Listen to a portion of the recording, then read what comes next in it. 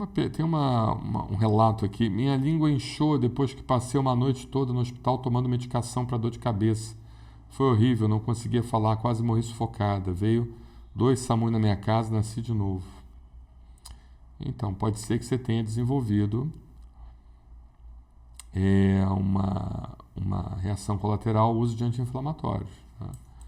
Aí, só fazendo uma recapitulação aqui, a gente pode ter um envolvimento do anticorpo IgE, que é mais raro, tá? Que é chamada alergia a anti-inflamatórios específica, onde você tem o envolvimento do anticorpo IgE, mas o que eu achei interessante é que você tomou medicação, pode ser que você tenha tomado mais medicações, né? Então, por exemplo, se você faz uso de diclofenaco, se você faz uso de cetoprofeno, se você faz uso de dipirona, se você faz o uso de qualquer outro tipo, cetrolaco, qualquer outro tipo de anti-inflamatório, e você desenvolve inchaço, urticária, inchaço no lábio, na língua e em vários outros lugares, então, provavelmente, você não tem uma alergia a anti-inflamatória específica. Você tem uma não específica, que é a alteração do ciclo do ácido araquidônico com a produção de prostaglandinas D2 e leucotrienos. E não tem o que fazer. É como se o remédio ele fosse um veneno para você. Você não consegue metabolizar o remédio, você não consegue transformar, você não consegue fazer com que aquele remédio, em vez de produzir substâncias que tirem inflamação, ele vai produzir substâncias que causam inflamação, ele vai piorar o seu problema, entendeu? Esse tipo de alergia é pior. Quando a gente tem uma alergia específica, ou seja, doutor, eu só tenho alergia quando tomo cetoprofeno. Mas quando você toma dipirona, tem alergia? Não. Quando você toma diclofenaco, não. Quando você toma qualquer outro anti-inflamatório, não tem nada, absolutamente nada, entendeu? Você só tem quando toma cetoprofeno. Então, é uma alergia específica. Essa alergia específica pode ser mediada pela IgE ou não, mas ela é específica. E, sendo específica, a gente tem como não fazer uso desse remédio e trocar pelo outro. E, em alguns casos, se for muito essencial o remédio, até, de certa forma, até fazer a dessensibilização. Tá? Por exemplo, um caso de dessensibilização a remédio que é essencial, é um paciente que precisa fazer a anticoagulação dupla, né? Um paciente que tem um stent, que precisa colocar um stent na coronária, mas quando faz uso do AS, ele tem uma crise, o AS. Então, você precisa dessensibilizar aquele paciente para que ele consiga fazer o uso do AS mais o clopidogrel. 1 ano de AS mais clopidogrel, que é anticoagulação dupla, para evitar trombo na região que ele colocou o stent. Então, é uma possibilidade de sensibilização, entendeu? Muito bem. A pergunta aqui, doutor, eu estou com uma crise forte de rinite sinusite, tive até febre e não sei se foi a olmesartana que mudei recentemente. Estou usando spray de mista, porém estou com acesso de tosse, excesso deve ser, né? Que não está me deixando dormir. Meu SOS é Zina, que costumo sempre usar. Não, olmesartana não tem nada a ver com rinite. Não tem nada a ver com rinite. A olmesartana é um antihipertensivo, né? Bloqueador de receptor para angiotensina. Não tem nada a ver com rinite nem com sinusite, não, tá bom? Deve ser algum processo alérgico mesmo. De mista é um excelente remédio produzido por uma indústria farmacêutica de excelente qualidade, onde você associa 2 tipos de fármacos, né? No mesmo remédio. Eu acredito que seja realmente um quadro de alérgico que você desenvolveu, ou às vezes até um processo infeccioso. Pode ter pegado uma gripe, pode ter pegado um resfriado, e várias outras doenças podem levar a um quadro de sinusite aguda. Tá? Então, precisa ver isso, uma infecção bacteriana, uma sinusite bacteriana. Então, vamos investigar, e se for alérgico, o único tratamento que muda a história natural da alergia, o único tratamento que ensina o organismo a não ter mais um processo alérgico é a vacina de alergia. Então, vamos pensar nisso. Tem uma pergunta aqui interessante, tem um comentário interessante que eu acho que vale a pena a gente responder. Tem muita coisa aqui que é fora da minha especialidade, entendeu? Então, fica difícil da gente falar com propriedade. Mas, assim, um vídeo que fala: após fazer exercício físico, sinto falta de ar e fico com um chiado no peito. Aí uma mãe fala o seguinte: meu filho tem falta de ar para praticar atividade física. Você pode ser uma asma induzida pela atividade física, né? Porque que acontece? Na troca do ar, entra ar frio, esse ar frio ele é aquecido e sai ar quente. E assim vai. E assim a gente vai estimulando, bem na verdade, o brônquio pelo ar frio, né? E o brônquio ele pode causar broncoespasmo, ele pode fechar o pulmão dele, né?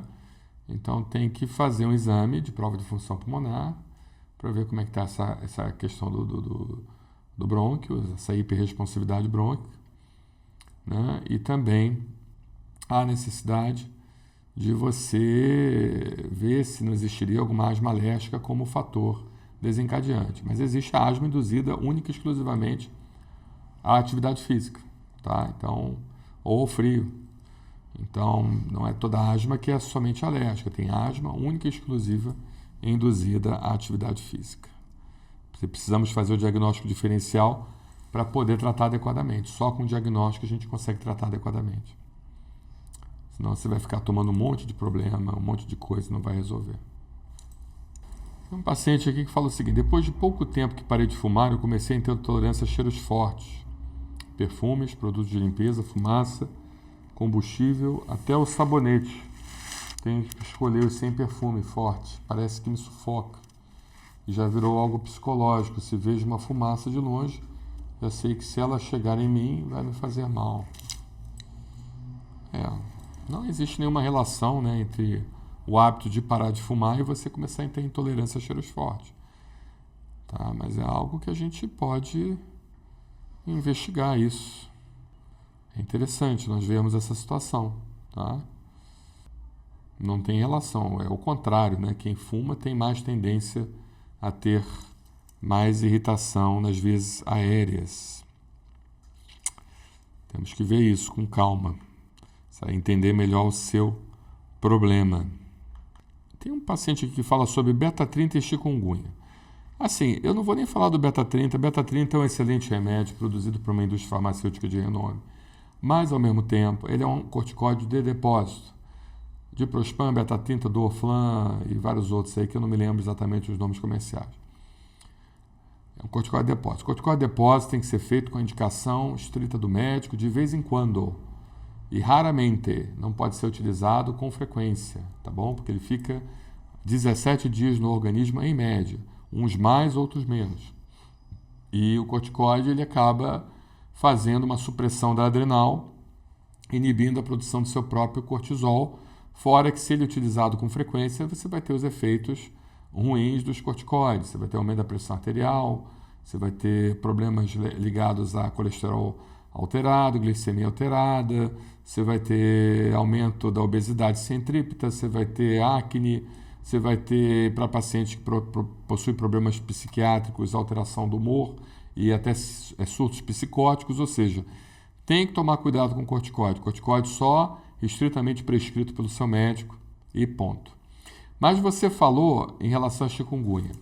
Eu não quero aqui indicar nada para ninguém, porque entenda que esse espaço não é dedicado à consulta médica. Todas as informações que você receber aqui, você precisa passar para o seu médico assistente para ele moderá-las. Mas nós temos uma experiência bem interessante do uso da curcumina para o tratamento da chikungunya. A curcumina é uma substância derivada do açafrão da terra que tem poderosos agentes anti-inflamatórios e ele tira o processo inflamatório em muitos casos. Não dá para prometer que é uma bala de prata, que é milagroso, que vai resolver seu problema. Mas é um fitoterápico extremamente importante, inclusive já tem até um nome comercial para a curcumina, encapsulado de uma indústria farmacêutica, uma multinacional, e é feito também por alguns médicos de forma injetável, tá? E que realmente tem resolvido os casos de chikungunya, paciente que faz injeção de curcumina, produzido também por farmácias de manipulação, com autorização para injetáveis da Anvisa, não é nada sem autorização da Anvisa, não, tá bom? E você vai mantendo, então, a medicação por via oral, tá? E a gente tem tido uma resposta bem interessante com a curcumina. Mas entenda que não existe uma bala de prata, é só um compartilhamento de informações e é uma forma natural, porque a cúrcuma, se você não tiver hipersensibilidade à cúrcuma, você não tem uma chance de agressividade ou uma diminuição da chance. Existe uma diminuição muito grande da chance de agressão ao fígado e ao rim. Então, é um tratamento natural que pode ser utilizado com mais segurança. Mas entenda que não é porque é fitoterápico que é 100% seguro, tá? Planta também tem seus efeitos colaterais e as suas contraindicações. Tomem cuidado, não se mediquem por conta própria. Façam sempre com a avaliação do médico. Bom dia, doutor. Poderia me orientar? Há 8 anos estou com dermatite espongiótica subaguda e não sara. Já usei pomadas de injeção e nada. E ataque me dá muita crise. As bolhas na barriga, infelizmente, muito. As lesões estão na barriga. Vamos ver se você tem algum quadro de hipersensibilidade, né? Procura um médico, vamos fazer os testes alérgicos em você. Porque a dermatite espongiótica também ela é uma manifestação histológica que pode estar relacionado com algum quadro de hipersensibilidade, com algum quadro de alergia. Conversar com o seu médico, pedir alguns exames, alguns testes alérgicos para você, se seu médico indicar, tá bom? Eu não entendi, só Souza, Y7M, eu não entendi muito bem a sua pergunta, gostaria de entender. Você fala que deu 65,5, a referência é 551, o que significa que ela tem 6 anos, ela tem intolerância à lactose. Se quiser, te mando o exame para você dar uma olhadinha para mim, por favor. A gente tem nossa telemedicina, vai ser um prazer atendê-la. IgE total, né? Tá, agora eu entendi. Você fala da IgE total, me ajuda. Minha filha deu 65,4, a referência deu 551. O que significa? Ela tem 6 anos. A referência não deu 551 para IgE total. A referência no máximo é 160 e de acordo com a idade ela vai diminuindo. Quanto mais novo, menor a referência. Mas assim, deixa eu explicar uma coisa para você. Nós precisamos entender se o paciente tem sintomas e sinais de doença alérgica. IgE não mede intensidade de doença, pelo amor de Deus. Tá? Não vamos entender, vamos ver um nível de IgE alto e vamos, meu Deus do céu, meu filho está com um problema sério, está com 600 de IgE pro leite, mas toma leite, come queijo, come manteiga, não tem nada, não apresenta absolutamente nada, entendeu?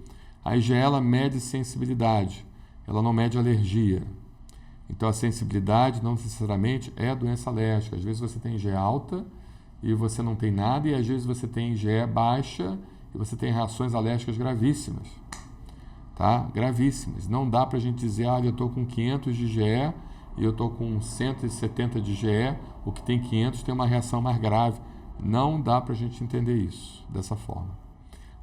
O teste que vai dizer se sua reação é grave ou não é o chamado teste de provocação, que precisa ser feito única e exclusivamente por profissional qualificado em ambiente de alta complexidade monitorado. Não provoque nada em ninguém por conta própria, tá bom? Porque existe um risco de você morrer durante o teste de provocação. Mas o exame padrão ouro para diagnóstico de alergia é o teste de provocação. Os outros exames são exames complementares que a gente complementa com o quadro clínico do paciente. Inclusive, tem até muita gente que não tem IgE positiva nenhuma, nada, absolutamente nada. E o paciente tem uma alergia horrorosa. Porque a gente sabe que a IgE não é o único meio do paciente desenvolver alergia, principalmente as alergias imediatas. Existem outros meios compreensíveis e não compreensíveis. Tá bom? Então, a gente precisa entender isso. A protease do alérgeno, por exemplo, que age diretamente no receptor de alta afinidade do mastócito, rompe o mastócito com liberação de histamina. Então, tem muita gente aí, tem muito purista, alergista purista, que chega e diz como é que você vai passar uma vacina para o paciente se ele não tem IgE positivo. Olha que eu devo receber um monte de comentários aqui ruins aqui. Entendeu? Mas o paciente, quando toma a vacina, melhora do processo alérgico. Para de ter rinite, para de ter asma, para de ter bronquite, mas não tem IgE positiva, nem direta nem indireta. Ou seja, a indireta, que é a dosagem da histamina na pele através do prick test, às vezes não vem muito positivo, e também a direta, que é a medição da IgE específica, ou através do método da quimiluminescência, ou através do método imunocap, também vem negativo.